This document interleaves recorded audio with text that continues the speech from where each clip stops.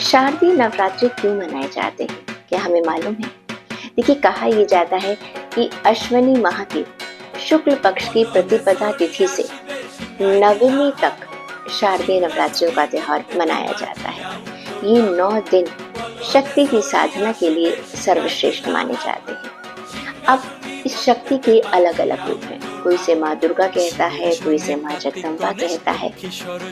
जैसी जिसकी भावना, वो उसी के नाम से अपनी शक्ति को पुकारते हैं। अधिकतर लोग आध्यात्मिक रूप से अपने आप को जागृत करने के लिए, पारिवारिक लोग अपने परिवार की सुख संपत्ति के लिए शक्ति की उपासना करते हैं और देवी की कृपा पाना चाहते हैं।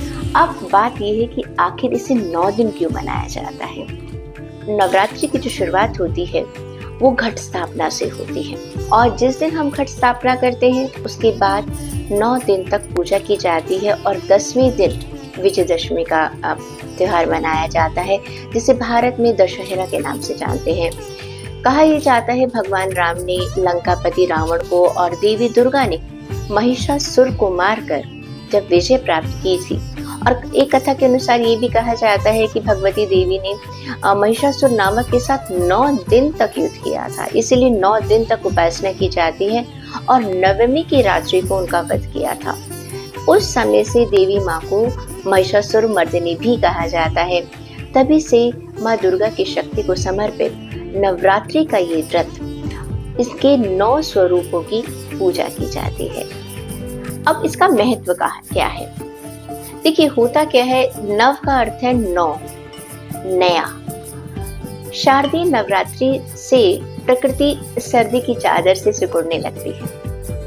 हल्का हल्का आपने देखा होगा, खासकर भारत में मौसम में थोड़ा सा बदलाव आने लग जाता है, ऋतु में परिवर्तन होने लग जाता है।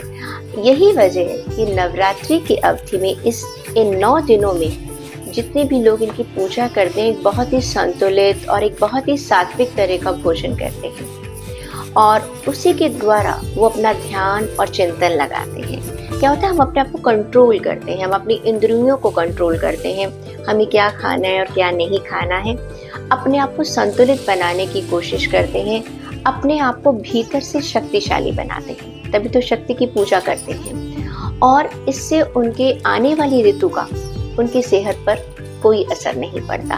तो 9 दिनों में हमारी बॉडी जो है, हमारा शरीर उसके अनुसार चलने लग जाता है। एकदम हम बदलाव नहीं लेकर आते हैं अपने खान पान में, पहले हम उसे न्यूट्रल करते हैं, हम पहले उसे संतुलित लेकर आते हैं, उसके पश्चात एक नए खान पान की, नई ऋतु की शुरुआत होती है। कहा यह भी जाता है कि रात्रि में, शारदीय नवरात्रि में जरूर पूजन करना चाहिए, क्योंकि 9 रातें बहुत खास मानी जाती हैं। कहते हैं इसमें व्यक्ति व्रत, पूजा, मंत्र, जाप, संयम, नियम, यज्ञ, तंत्र, त्राटक, योग, 9 अलौकिक सिद्धियां प्राप्त कर सकता है। अब जैसी जिसकी भावना, वो वैसा ही तप करता है। पारिवारिक व्यक्ति अपने परिवार की सुख समृद्धि के लिए करता है, योगी योग साधना के लिए करता है। पुराणों के अनुसार कहें तो रात्रि में कई तरह के अवरोध खत्म हो जाते हैं, दिन भर शोर रहता है, इंसान का ध्यान भटकता है, रात्रि का समय बहुत शांत रहता है और ऐसे में ईश्वर से संपर्क साधना जो है वो दिन के बजाय रात में ज्यादा शक्तिशाली रहती है। तो रात्रि के समय देवी दुर्गा की पूजा से शरीर, मन, आत्मा, भौतिक, मानसिक और आध्यात्मिक सुख की प्राप्ति होती है। इसीलिए शारदीय नवरात्रि में रात्रि को पूजा की जाती है।